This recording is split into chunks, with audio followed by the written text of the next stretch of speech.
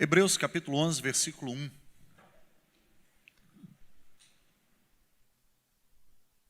Hebreus capítulo de número 11, versículo 1.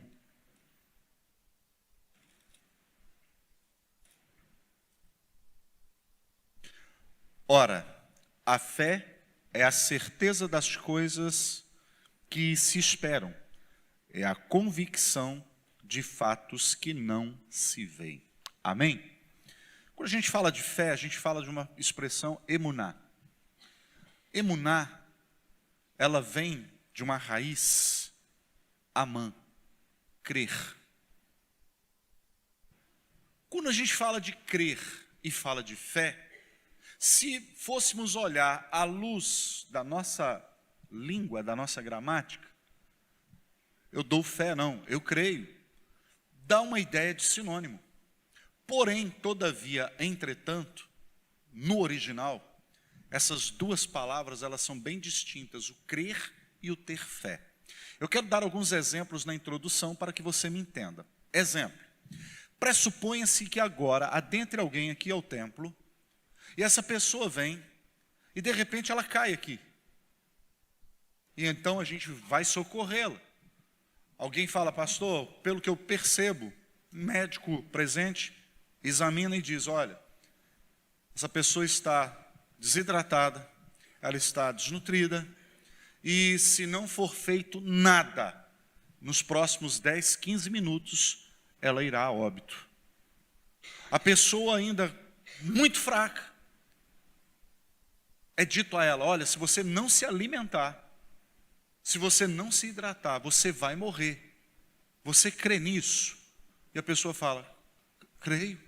Então alguém sai e vai direto na cantina ali da igreja, pega alguma coisa, mas quando chega, é tarde demais, a pessoa faleceu. Por que ela morreu? Pelos fatos já previamente ditos. Porém, o fato dela crer que se não alimentasse, morreria, o fato de eu saber algo, não muda se eu não for proativo. Você pode crer tudo certo e ir para o inferno. Você pode ter todas as convicções pautadas na Bíblia, entender tudo certo, e isso não significará que algo vai acontecer na sua vida, que a sua vida vai mudar, ou que você será uma pessoa salva. A minha pergunta é muito simples. O fato de eu crer em alguma coisa pode mudar a minha realidade? Sim ou não? Se você falar para um fumante, você crê que se você continuar no tabagismo, você pode morrer por um efizema, por um câncer bucal, na laringe, na faringe, no pulmão? Ele diz, creio. E depois ele morre com isso. Ele creu certo, mas essa crença não muda a nossa vida. Só no grego existem 15 definições para a fé.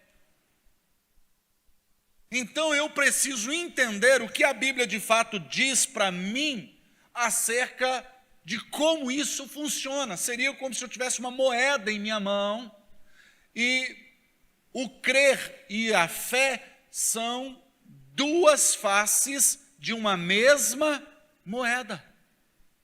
Mas um não funciona sem o outro. O ato de comer é parte da fé, porque fé, diga comigo, fé é agir conforme se crê. Se eu creio, mas eu não dou o passo, se eu creio, mas não me movimento, se eu creio, mas não tomo uma ação, essa crença não serve para nada. E tem um monte de gente aí fora que acredita tudo certo, mas a vida não muda, porque não basta apenas crer, é preciso agir conforme se crê. Vocês estão me entendendo aqui na introdução? Estou me fazendo entender, irmão? Sério? Sim. Então, olha bem, se você não age de acordo com isso, embora aquilo em que você acredite seja verdadeiro, isso não vai ter o poder de mudar a sua realidade. Fulano, você acredita que se você continuar assim, você vai destruir seu casamento? Acredito. E de repente o casamento acabou, com ela acreditando. Isso é uma crença meio estranha. Crer em algo nunca muda ou nunca mudará as minhas circunstâncias, mas a fé sim. A fé muda. A Bíblia diz que a fé move. Onde é que está escrito isso? Onde é que está escrito a fé move montanhas na Bíblia? Quem achar, eu vou dar um brinde após o culto. Para quem achar escrito na Bíblia, a fé move montanhas. Amém? Aceitaram o desafio, sim ou não? Está aceito, igreja? Então você está aí com um brinde para o final do culto, minha palavra. Eu vou pagar um lanche lá no Texas para quem achar esse texto para mim até o término do culto. A fé move montanhas. Amém? Está aí, já está a minha palavra. Se você acreditar, o lanche é seu. Agora, olha bem. Em Tiago, capítulo 1, versículo 22, diz: sede, pois, praticantes da palavra, e não somente o quê? Enganando-vos a vós mesmos com falsos. Então a vida de fé é uma vida prática, é uma vida em ação, é uma vida em constância. Amém? É uma vida que move em direção àquilo que digo crer. A palavra emuná, como a definiremos? Para um hebreu, fé é algo concreto. A palavra emuná significa: nisto eu me firmo, nisto eu me agarro. Agora, quando olhamos para toda a palavra, seria como se você estivesse em alto mar, à deriva, e de repente passasse uma madeira, uma tábua, e você se agarrasse a ela, de tal maneira que você entende naquele momento que a sua vida depende de você não a largar. O nome disso no hebraico é emuná, fé. É me agarrar com tudo. A minha vida depende de eu não soltar isso. Quando falamos de fé, ou nisso eu me firmo, a palavra amã, ela vem de uma oração judaica. El Melech Neemã, Deus Rei fiel em todas as suas promessas. Então a palavra amã, o crer, eu creio porque Deus é fiel em todas as suas promessas. Então eu me agarro nisso, porque aquele que fez a promessa, ele é fiel para cumpri-la. Então eu acredito nisso. Mas se eu não caminhar alinhado com essa crença, ela não terá validade na minha vida, ela não vai funcionar. Quando eu entendo isto, a palavra imum, que também vem da mesma raiz, ela significa artesão. Diga para quem está do seu lado assim: a fé se constrói. A fé na nossa vida, irmão, é algo que nós vamos construindo a cada passo pelo caminho. É um tijolinho em cima do outro tijolinho, em cima de outro tijolinho. A fé é algo que vai sendo construído, e a cada passo você vai ver que o nível muda. As dificuldades mudam de acordo com o nível que você está avançando, porque você está sendo treinado. A fé requer ação. Projete para mim, por favor, Mateus capítulo 6, versículo 32. Mateus capítulo 6, versículo 32. Vejamos o que está escrito. Porque os gentios é que procuram todas estas coisas, pois o vosso Pai Celeste sabe que necessitais de todas elas. O que eles procuram? Roupa, comida, bebida. E o fato de eles procurarem isso requer que eles tenham uma o quê? Ação. Eu quero tudo isso, mas eu não vou em direção a isso. Só que Deus está dizendo que se eu crer nele e eu o priorizar, tudo isso vai me acompanhar. Tudo isso ele vai prover para mim. Porque os gentios é que procuram todas estas coisas, eles correm atrás disso. É por isso que pessoas que nem de Deus se lembram, nem com Deus têm relacionamento, e elas avançam em áreas que você que crê tudo certo não avança. Porque eles creem, eles correm, eles se movem, eles vão em direção. Então é por isso que um ateu pode prosperar e se tornar um homem muito rico. Porque tem a ver com ação, tem a ver com atitude, tem a ver com arregaçar as mangas, batalhar e ir adiante. Todos acreditam que se trabalhar muito, economizar direito, você prospera. Todo mundo acredita nisso. Mas se você não trabalhar, não vai acontecer. Não existe gênio da lâmpada. Amém? Então, em Mateus 8:8, o centurião disse em suma: apenas diga uma palavra e o meu servo ficará curado em casa.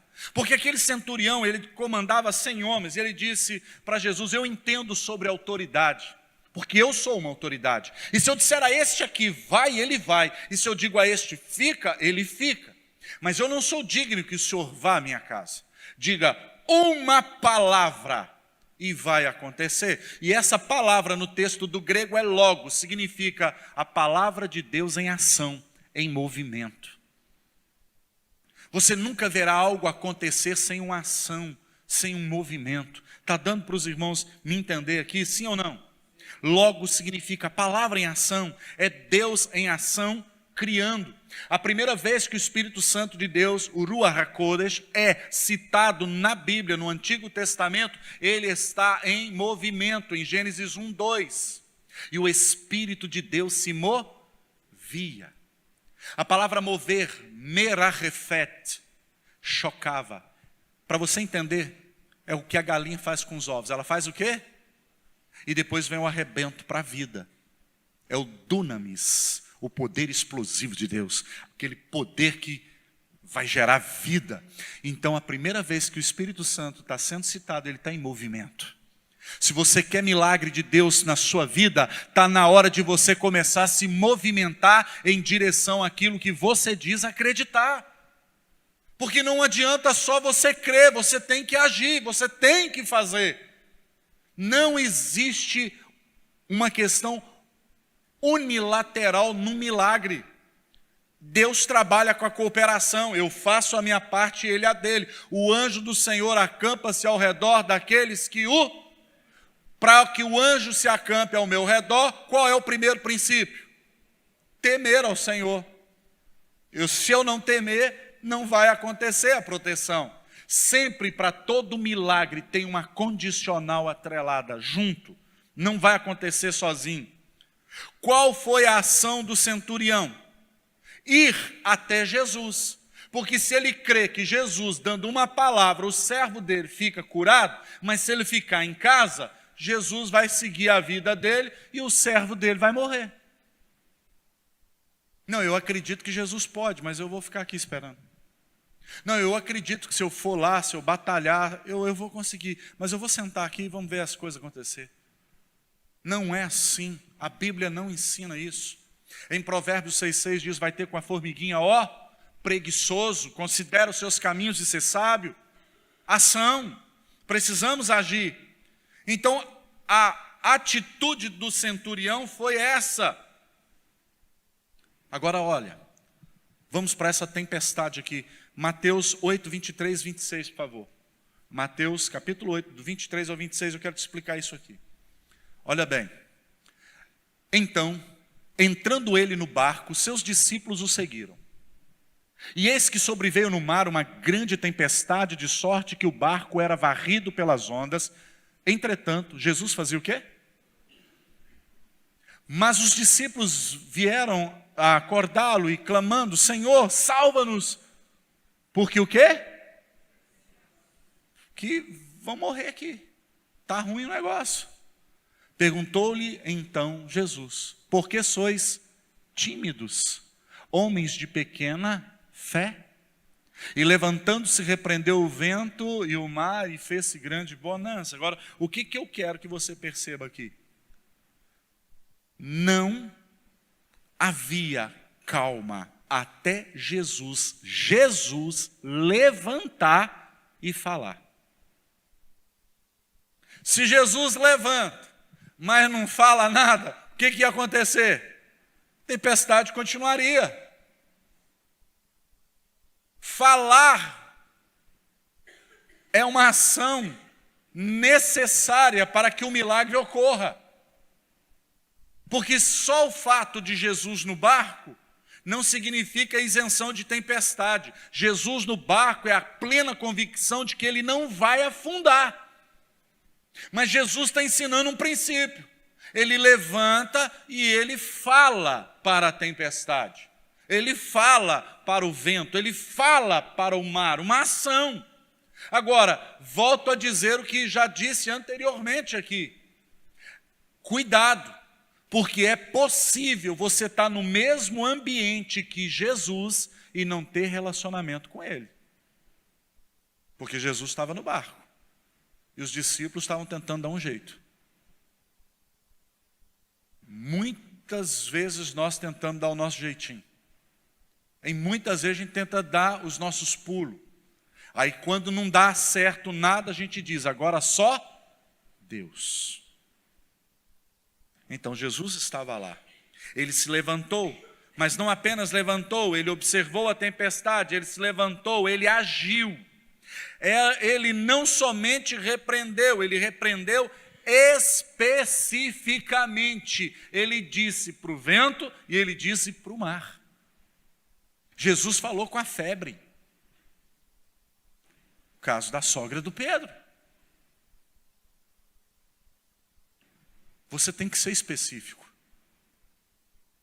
Quando nós olhamos no Antigo Testamento, quando Eliezer Damascenos vai buscar uma esposa para Isaac, a oração dele é muito específica. Senhor, eu vou no lugar onde as moças vão tirar água. Aquela que eu chegar e dizer a ela, dá-me de beber, e ela falar, bebe meu Senhor, e inclinar para mim o cântaro, e disser, ainda darei água aos seus camelos, que essa seja a esposa para o teu servo Isaque. Foi específico ou não foi? Orou com propósito, sim ou não? Mas aí ele ficou em casa, não foi? Não, ele orou e ele agiu agora. Agora eu vou para o local onde as moças tiram água. E eu vou me aproximar. Ação, crendo que Deus fará a parte dele. E a menina então chegou e ele disse, você pode me dar água? Ela falou, bebe meu Senhor. Opa, primeiro sinal está ok. Agora ela inclina o cântaro. Opa, sinal 2, está igual, está batendo. Sinal 3, darei água também para os seus. E nós estamos falando de 10 camelos no texto. Cada bichinho daquele bebe de 30 a 40 litros. Então o cara foi muito específico. Porque à tardinha, aquelas meninas já limparam a casa, já fizeram almoço, já lavaram a vasilha do almoço, já resolveram o café da tarde, já ajeitaram tudo, estão cansadas. Agora eu vou dar água para 10 camelos de gente que eu nem conheço? Você ora com propósito?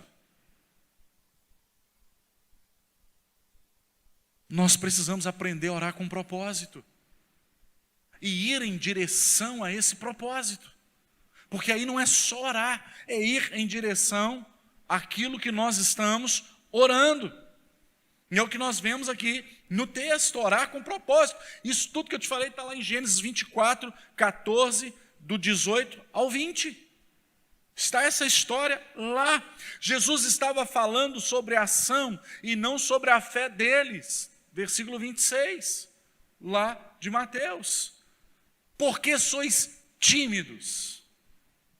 Timidez no texto não tem nada a ver com esse negócio do português, que você fala assim, não, eu tenho vergonha de lá na frente, eu sou muito tímido. Eu não gosto de falar no microfone. Não é essa timidez aqui.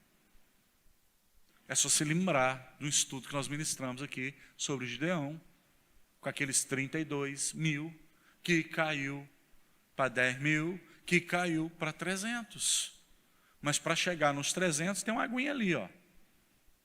Quem trouxer a água para a boca, fica. Quem lamber que nem cachorrinho, manda embora. Mas vamos retrocedendo. Antes disso, quem for tímido e covarde, manda embora. Noutra tradução, quem for tímido e medroso, então tem uma diferença aí. Quem for tímido e medroso, Gideão, manda para casa.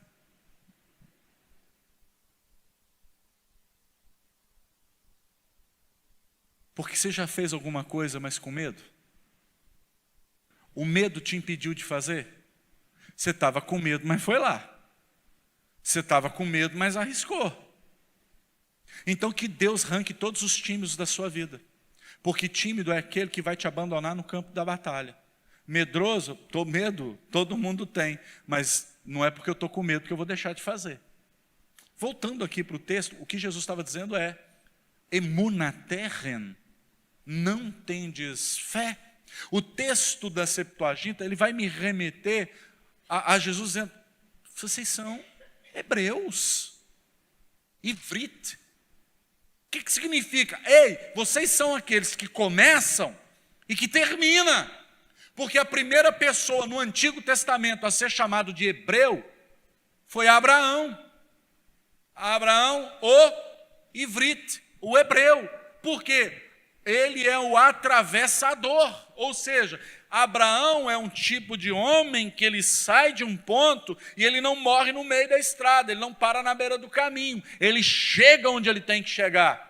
Porque Abraão partiu ao rumo, ao desconhecido, por uma palavra.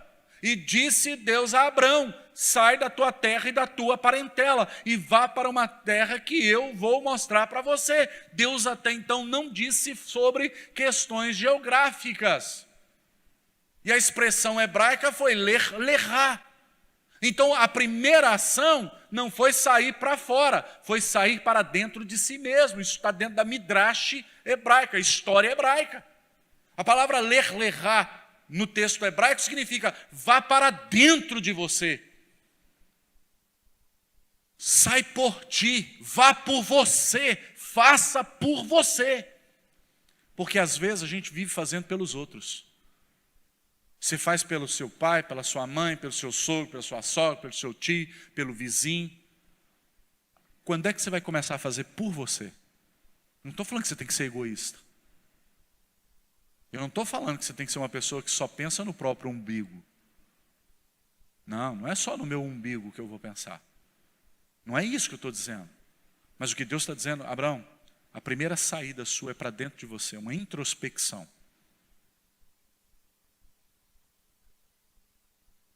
Então agora Abraão sai geograficamente.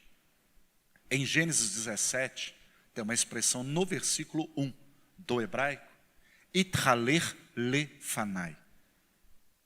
E eu agora vou com você. Quando eu tomo uma ação, quando eu tomo uma atitude, ação, eu ganho um companheiro de estrada. Deus fala, sai por você. O primeiro passo você dá. Quando você der o primeiro passo, ithaler lefanai. Gênesis 17, 1. Aí eu vou com você. Porque Deus vai sempre esperar você se mover primeiro. O primeiro passo é fé. Mas eu só vou dar o passo de fé se eu crer. Se eu não creio, eu não dou o passo. Porque para acontecer esse passo agora, é a fé de que ele vai colocar o chão. Os irmãos estão me entendendo aqui, sim ou não? Porque senão não acontece. Agora, aqui nós vemos esse DNA do nosso patriarca.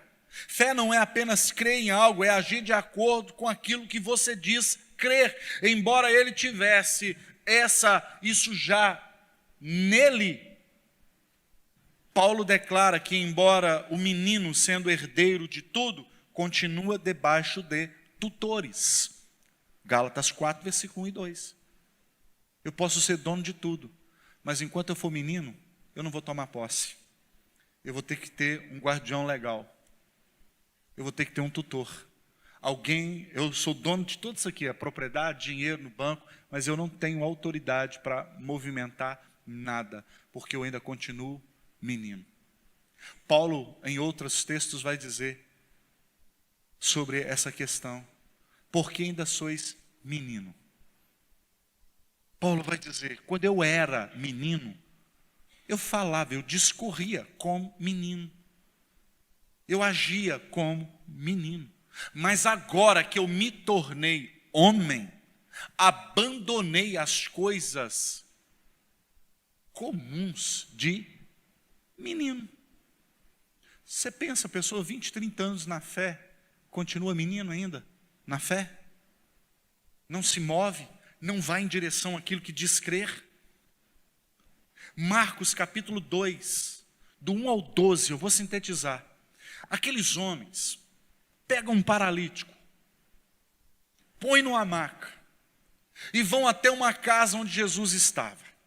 Quando eles estão indo, ação, eles creem que Jesus pode curar o amigo deles, sim ou não? Eles creem. Mas se eles creem lá na casa do paralítico, o paralítico seria curado? Então eles creem. Eles creem. Agora, a fé vai fazer com que eles se movam. E agora eles pegam o paralítico, cada um na ponta da maca, e eles estão indo. Agora lá no versículo 4, tem uma multidão na porta. Não dá para entrar. Então um podia dizer, Satanás não quer que tu seja curado, Zé. Porque o inimigo está trabalhando. Acho que não é da vontade de Deus que você seja curado hoje. Vão voltar para casa, outro dia a gente volta. Foi isso que aqueles homens fizeram. Fé é agir conforme se crê. Então eles olharam as possibilidades e falaram, vamos entrar por cima. Não dá para entrar por trás, não dá para entrar pelo lado, não dá para entrar pela frente, mas eu não estou vendo ninguém no telhado. E vamos para a casa desse moço. Você imagina, você está num culto na sua casa e de repente Jesus está lá na sua cozinha, está ministrando lá ou na sala e de repente alguém começa a arredar o telhado, o que você falaria? Você está louco, rapaz? Olha que você está quebrando a minha casa. Agora, o texto que me chama a atenção é que em Marcos 2, versículo 5, diz assim, e Jesus, vendo-lhes a fé. Percebe que fé é algo concreto, que pode ser visto? Como é que eu vejo fé? Como é que Jesus viu a fé aqui? Ação. Ação de pegar o cara. Meu irmão, pensa alguém numa maca, para você levantar para um telhado. É fácil. Agora você vai arrancar o telhado fora, vai arredar. E vai descer esse cara em segurança no telhado. Isso é fácil? Mas eu posso ver fé nessa ação. Porque eles estão agindo conforme creem. Fé é agir conforme se crê. Eles creram, portanto eles agiram. Agora, fé, aqui no versículo 5. Agora, versículo 11.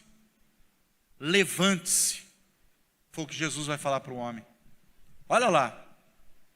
Eu te mando, levanta-te. Se é hoje no Brasil, a galera do mimimi ia dar o grito. Que absurdo, mandar um paralítico andar. Que exposição desnecessária. Sim ou não? Que coisa estranha para se pedir para alguém que é paralítico. Se fosse como algumas pessoas nos dias de hoje, teriam dito, eu não sei porque esse homem está tentando humilhar tanto pobrezinho paralítico, sabendo que o cara não tem como andar.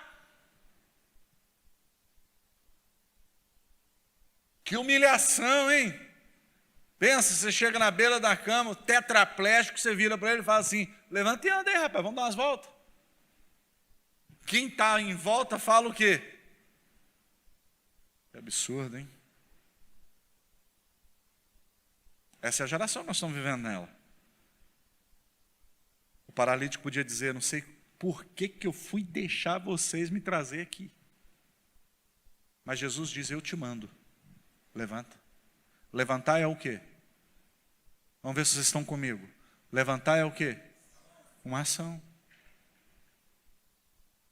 E o paralítico fez o quê? Levantou. Pegou a maca dele e foi para casa. Agora, cadê a multidão da porta? Todo mundo fez assim, ó.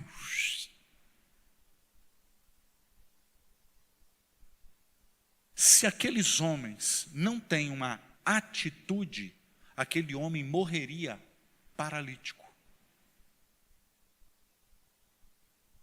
No templo, em Atos, capítulo 3, na porta chamada Formosa, era levado todos os dias um paralítico. E ele era colocado à porta para pedir o quê? Você percebe que você pode ser levado para o lugar certo, mas com a motivação errada? Porque ele era levado para a porta do templo, mas para pedir esmola. Tão perto e tão distante. Está lá o Pedro chegando com João para o culto.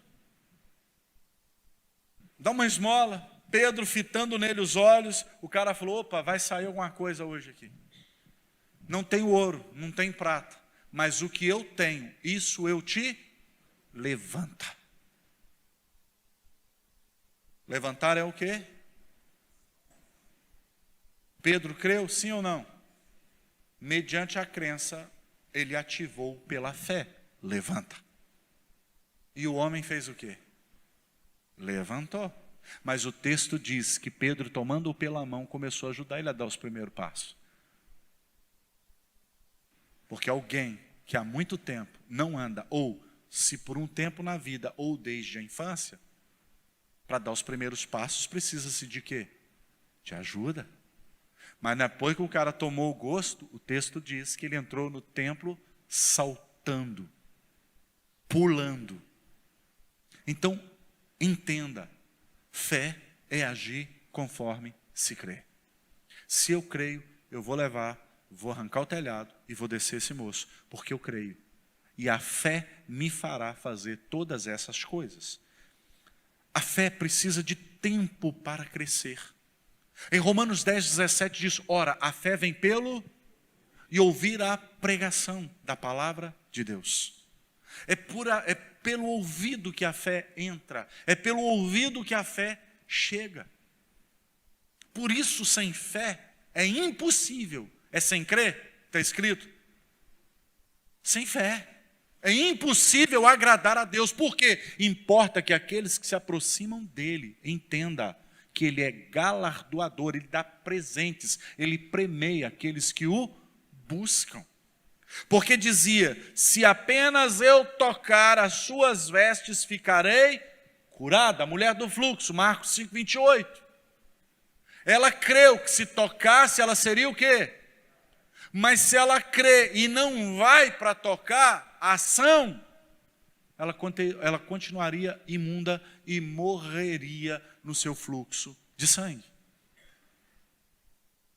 Então, não é só você crer. Eu sei que você crê em muita coisa e não está mudando a sua vida. Mas você precisa agir em direção a isso que você está falando que crê. Você precisa fazer algo que realmente mostre que você acredita mesmo. Essa mulher, ela creu. E ela está dizendo, versículo 28 de Marcos 5, se apenas eu tocar, serei. Serei, presente, passado, futuro. Dizia, porque se apenas eu, as suas vestes, ficarei, nessa tradução que está no telão. Mas tem outra tradução, serei, está tudo na mesma.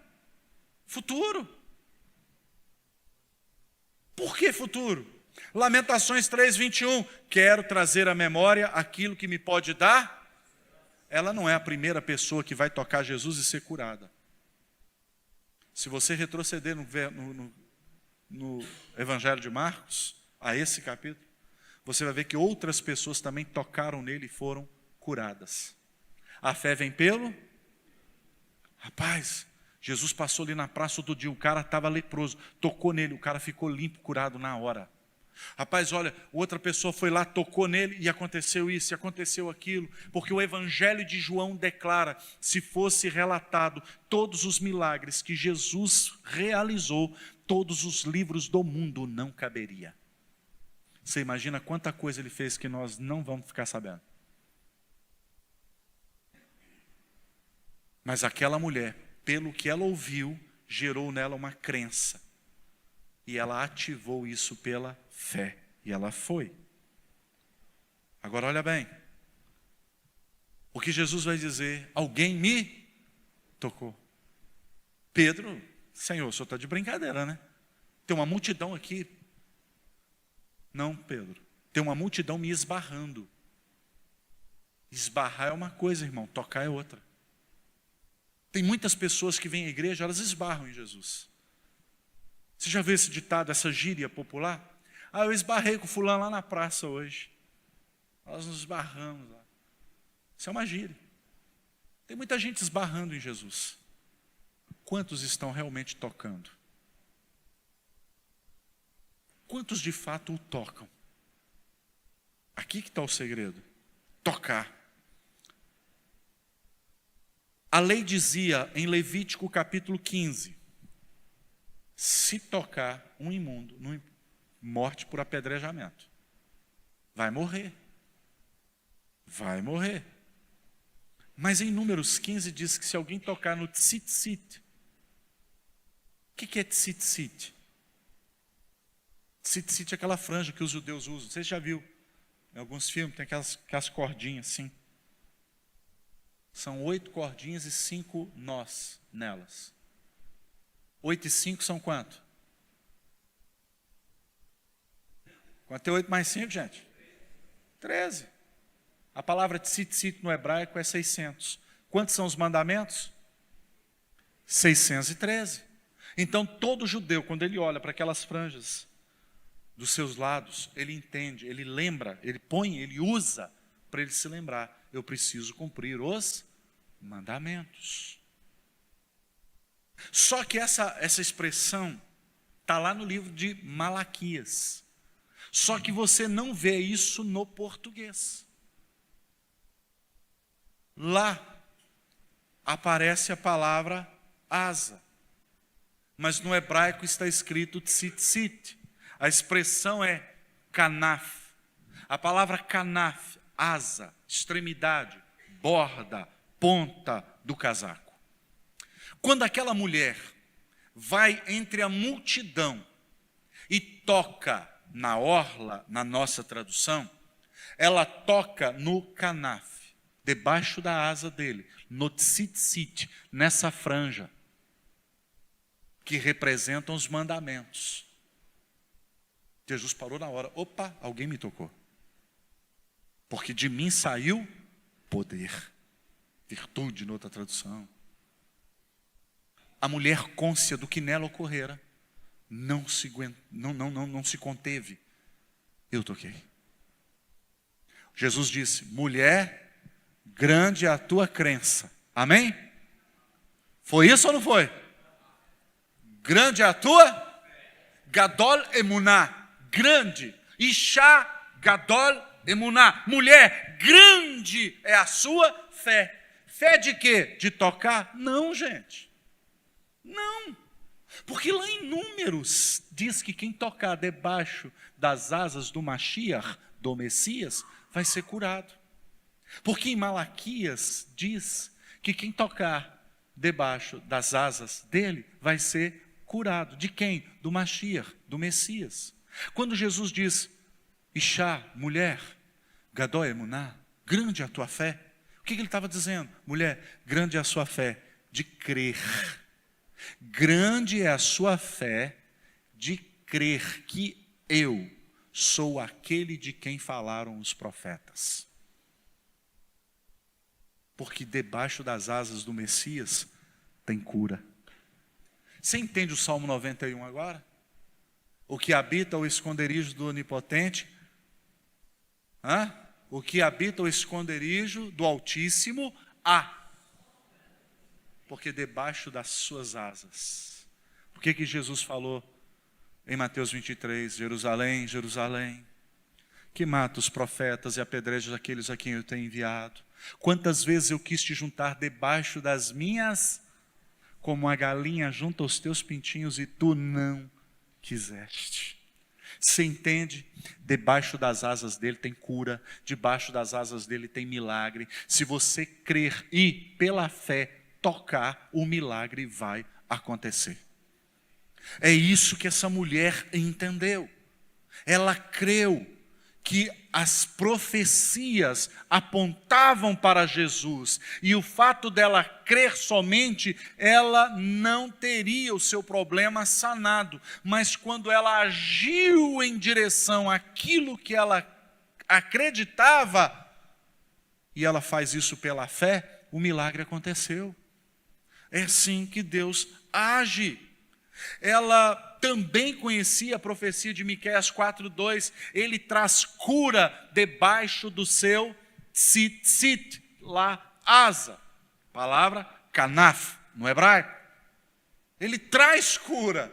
Então precisa conhecer os profetas para entender que tudo aquilo que ela estava ouvindo e vendo apontava para a promessa, Jesus. Vocês me entendem aqui, irmãos? Está sendo um estudo, hein? Está dando para entender isso aqui, sim ou não? Então, olha que coisa fantástica. Qual foi a fé que Jesus, então, declara que essa mulher tinha? Fé para reconhecê-lo.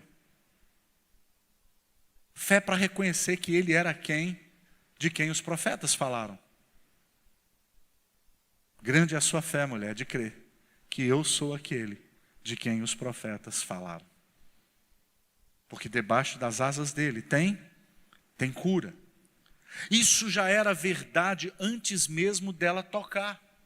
Contudo, foi o toque nele, baseado no que ela cria, que deu a ela o benefício da cura. Ela tocando ou não tocando, ele era o Messias. Ela acreditando ou não acreditando, ele era o Messias. O Messias não precisa de crer, o Messias não precisa ter fé. Eu é que preciso crer e eu que preciso agir pela fé e ir até ele. Porque se eu crer ou não crer, para Deus não muda nada, mas para mim muda tudo. Para você muda tudo, vocês estão me entendendo? Sim ou não? Para nós vai mudar tudo, mas para Deus nada muda. Aí eu não acredito em Deus. Aí Deus fala, ai Jesus, ai rapaz, estou abalado hoje. Traz meu clonazepam, meu diazepam, tudo que é pan lá. Olha lá, está falando que não acredita em mim. Muda o que para Deus? Nada. Mas e quando você crê e age em direção àquilo que você diz crer? Muda ou não muda? Tudo muda. Tudo muda. Se ela apenas tivesse crido, isso ainda teria sido verdade, sim ou não? Não, eu creio que Jesus é o Messias, eu creio isso tudo aí. Mas nada na vida dela mudava, gente. Nada na vida dela mudaria. Nada. Então você percebe que tem pessoas na igreja que estão aí na igreja há anos e nada muda. E por que não muda?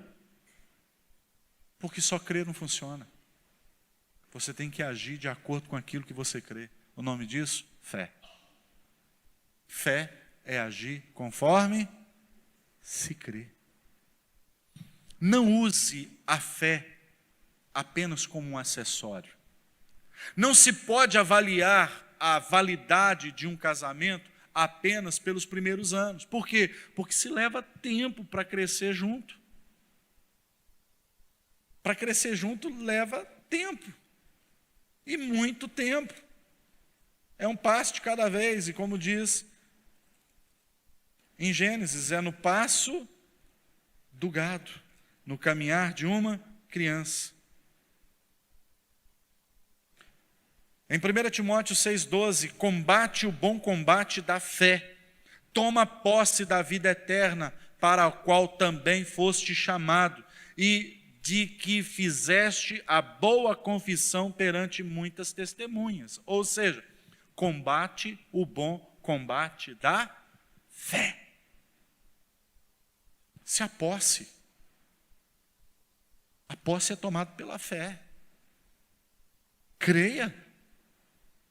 Comece crendo. É o crer que nos coloca em condição de agir. Evangelho de Mateus 9, versículo 27, versículo 28. Evangelho de Mateus 9, versículo 27, versículo 28, diz: partindo Jesus dali, seguiram-no 2 cegos, clamando: tem compaixão de nós, filho de...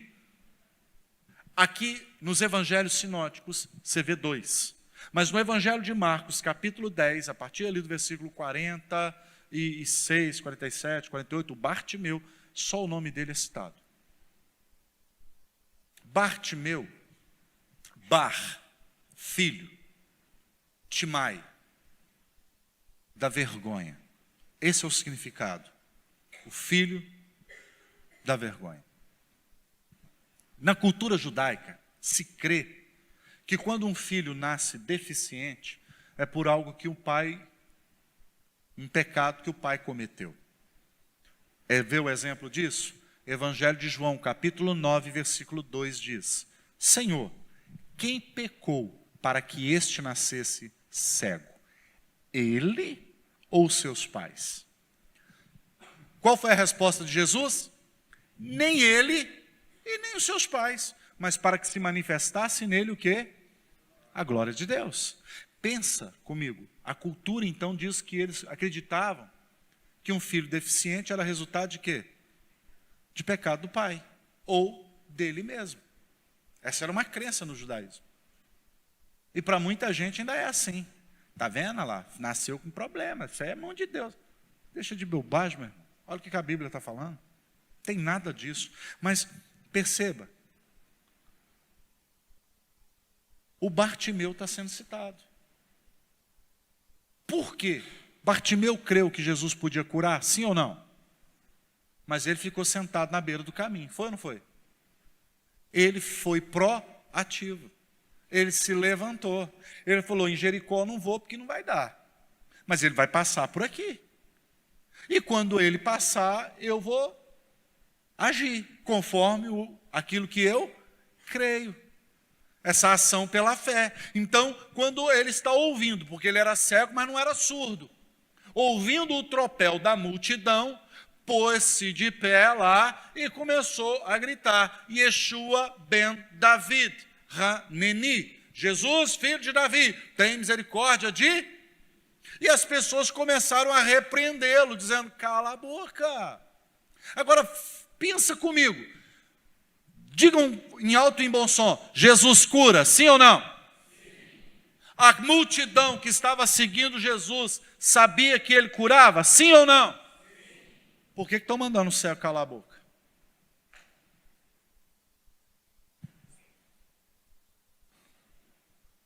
Não era mais fácil? Opa, tem mais um aqui. Olha aqui, Jesus, vamos ver outro milagre, gente. Vamos ver outro milagre.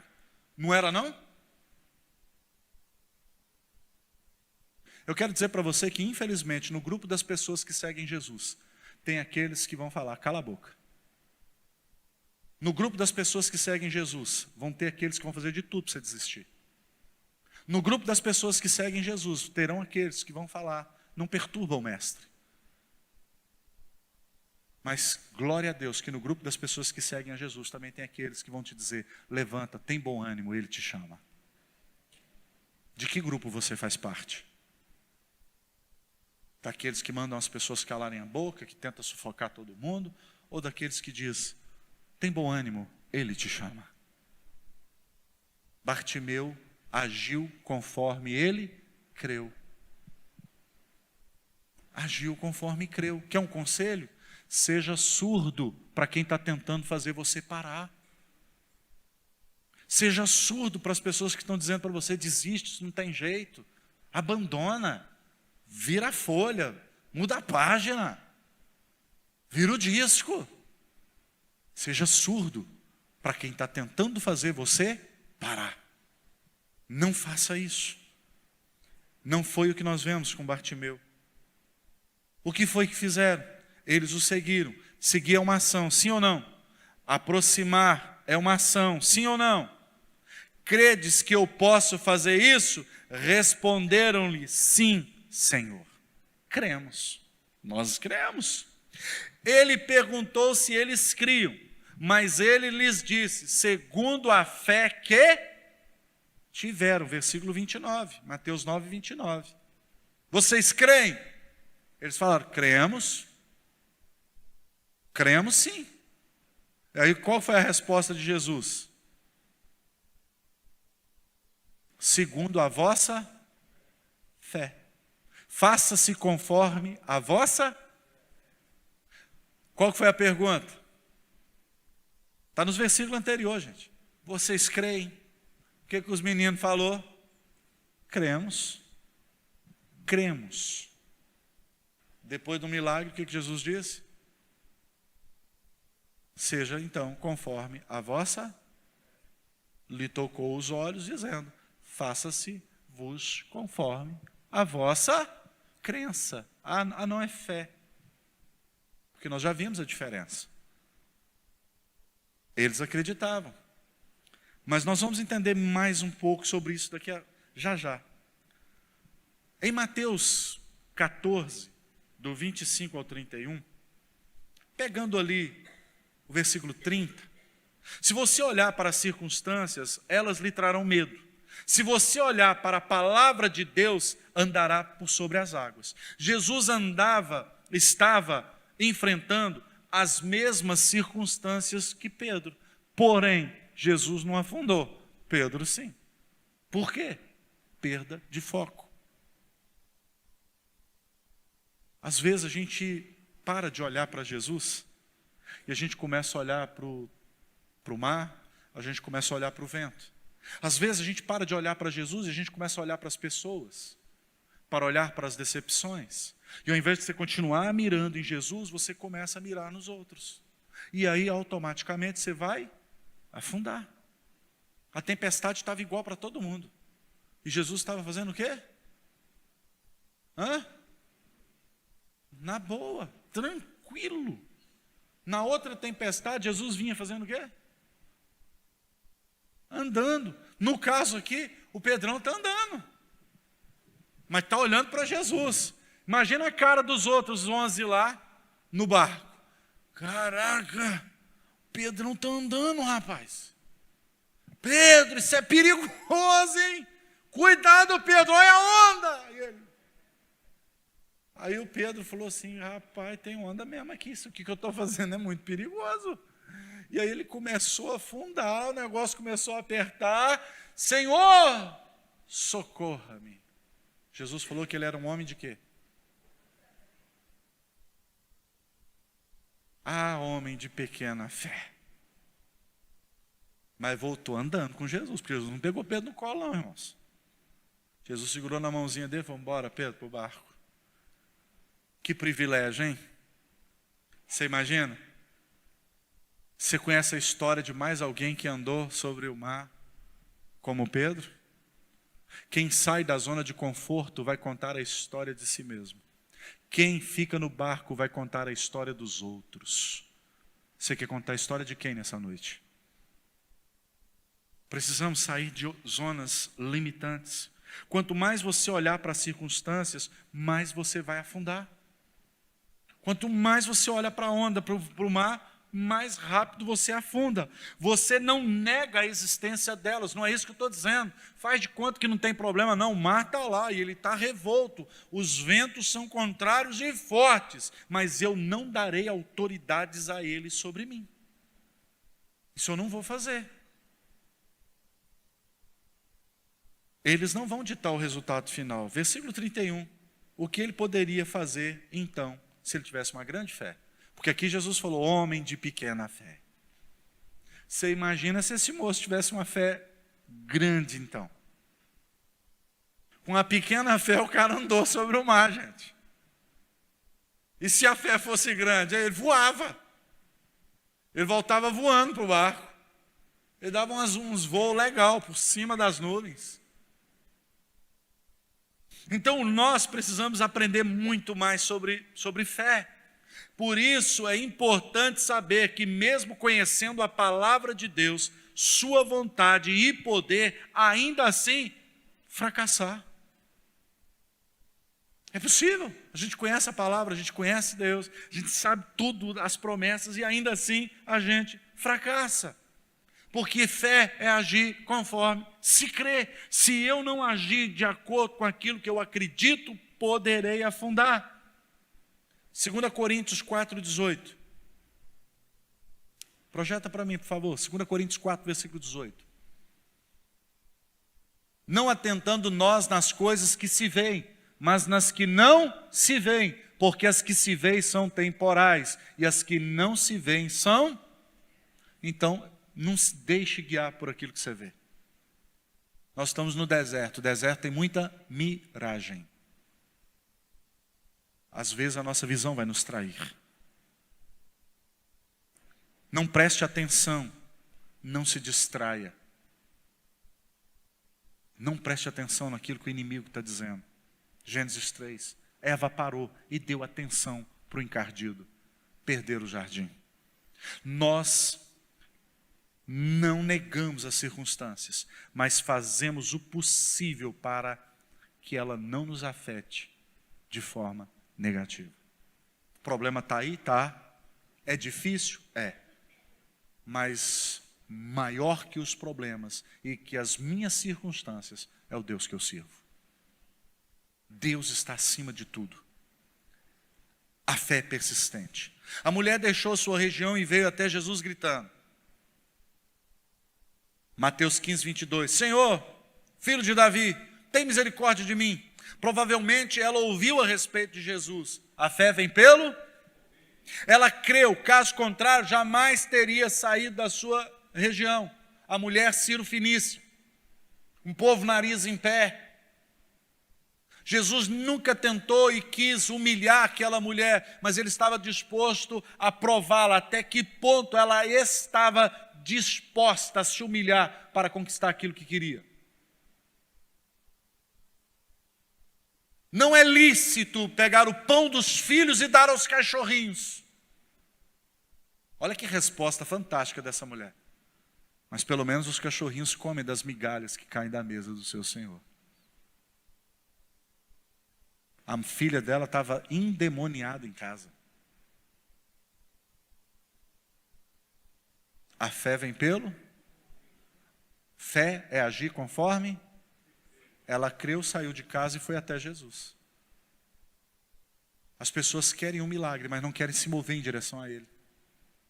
Estão esperando Jesus ir lá na casa delas para resolver o problema, que elas vão ter que tomar uma ação para que se resolva. Pode ir para casa, sua filha está liberta. Jesus é fantástico.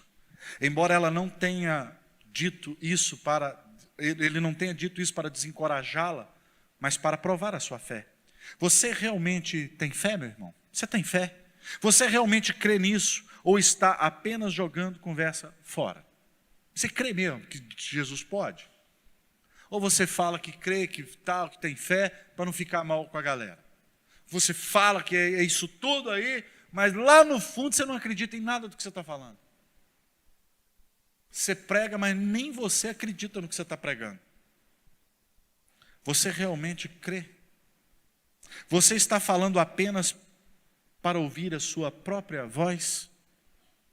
Porque às vezes é o que a gente faz. A gente vai falando para ver se a gente mesmo acredita. Vir é uma ação. Mateus 15, do 28 ao 25. Fé é a ação. Se você não agir de conformidade com aquilo que você crê, nada vai acontecer. E trouxe os seus discípulos e não puderam curá-lo. Mateus 17, 16. E trouxe. Isto é uma ação. Puderam resolver o problema do rapaz endemoniado? Não. Jesus vai dizer por quê. Só sai com jejum e com oração. Agora vamos lá. O fato de perguntar por que eles não conseguiram. Senhor, por que os seus discípulos não conseguiram? A pergunta em si nas letras miudinha, diz que então eles poderiam. Agora, por que não conseguiram? Fulano, mas por que você não conseguiu isso aqui? Aqui. Significa que eles poderiam. Homens tímidos, não tendes fé. Jesus está dizendo, olha, se vocês exercitassem a fé, vocês podiam ter repreendido o vento e o mar. Por que não puderam? Por que não conseguimos às vezes? Então, por alguma razão, naquele dia não deu certo para aqueles moços. Mas eles tinham autoridade. Jesus deu a eles essa autoridade. Mateus 10:1. Jesus não disse que eles não tinham capacidade ou autoridade. Ele disse que a fé deles era pequena. Mateus 17:20. Poderes podiam, só que não tinham fé suficiente. Agora, presta atenção, o que eu quero que você perceba aqui? Imagine um policial fardado na porta de um estabelecimento. Esse policial fardado, ele é autoridade, sim ou não? Ele tem autoridade? Agora entra um bandido na loja, rouba tudo que está lá dentro, e passa por ele na calçada, entra no carro, liga e vai em disparado. O policial era autoridade? Podia ter prendido? Podia ter feito alguma coisa? Porque autoridade sem ação não funciona. Vocês estão me entendendo? Jesus diz, eis que vos dou poder e autoridade. Lucas 10:19, eu dou poder e autoridade para vocês, mas a autoridade sozinha não faz nada. Precisa de ação. Qual que é a ação? Enfiar a mão no sujeito, dar nele um pescotapa, um rabo de arraia, um mata-leão, jogar para o chão, um par de algema, jogar para dentro da viatura e levar ele para o destino. Ele tem autoridade para fazer isso, sim ou não? Mas se ele não agir, não acontece nada. O que eu estou querendo te dizer? Você tem autoridade para fazer. Mas se você não tomar uma atitude, você vai crendo tudo certo para o inferno. Se você não se mover, o fato de você crer não vai mudar a sua história. O fato de você ter autoridade para expulsar demônios, eles vão ficar lá. Porque há uma necessidade de uma ação. A autoridade precisa ser exercida. Um policial pode ter recebido autoridade para prender criminosos. Ele pode se colocar em qualquer ambiente para, de uma forma... qual é o termo que se usa para a questão militar? Ele é um policiamento ostensivo. Ele está ali para manter a lei, a ordem, tudo bonitinho. Mas só a presença dele lá, sem a ação, vai virar uma desordem.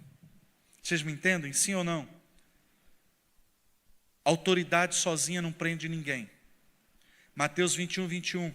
Deus não tem que mover sobrenaturalmente nada onde eu e você temos recurso para fazer. A pedra quem tira somos nós. Quem chama o Lázaro para fora é ele. Porque se ele ressuscita o Lázaro sem mover a pedra, daqui uns dias o Lázaro morre de novo. Porque o Lázaro não tem como mover a pedra. Adianta eu ressuscitar o Lázaro do outro lado de lá? O cara vai morrer de novo. Então, ação, tire a pedra. Eu não sei qual é a pedra que você precisa mover aí nessa noite. Mas eu sei que todas as pessoas que fizeram alguma coisa, fizeram por fé. Eu quero encerrar com esse texto, se não me trai a memória, Marcos 9:21. Olha esse texto para mim, por favor. Desse pai desesperado aqui. Perguntou Jesus ao pai do menino, há quanto tempo isso lhe sucede? Desde a infância, respondeu. E muitas vezes o tem lançado no fogo e na água para o matar. Mas se tu podes alguma coisa, tem compaixão de nós e ajuda-nos. Ao que lhe respondeu Jesus: se podes, tudo é possível ao que... Agora, aqui que está o segredo. E imediatamente o pai do menino exclamou com lágrimas: eu creio. Me ajuda na minha falta de crença? O pai falou que crê, sim ou não? Ele exclamou, que aquilo ali é um ponto de exclamação, amém ou não? O pai falou o quê? Eu creio, mas me ajuda na minha falta de... Você percebe que fé e crer são as duas faces de uma mesma moeda? Você entende que tem gente na igreja que já está na igreja há anos, crendo tudo certo, mas a vida não muda, porque ele não ativa a crença pela fé? O pai desse menino falou: olha, desde a infância, ele tenta contra a própria vida. Ele pula no fogo, pula na água. Me ajuda. Jesus vai dizer: tudo é possível ao que? O Senhor crê? O pai falou: eu creio, mas me ajuda na minha falta de... Senhor, eu creio, mas eu não tenho fé para ativar essa crença. Eu não tenho fé para fazer isso que eu acredito acontecer. Meu irmão, nessa noite eu sei que você crê, e crê mesmo, mas você não sabe como que você faz isso que você acredita funcionar.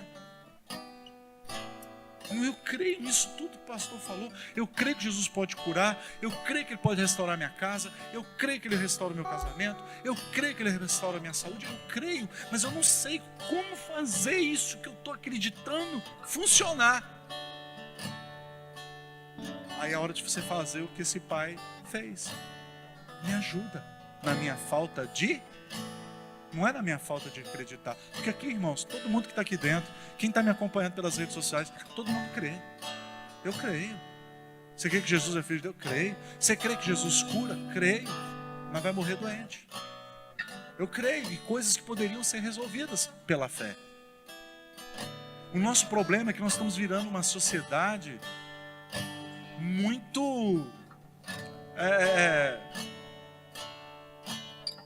incrédula. Uma sociedade muito racional. A gente quer racionalizar coisas que a Bíblia não racionaliza.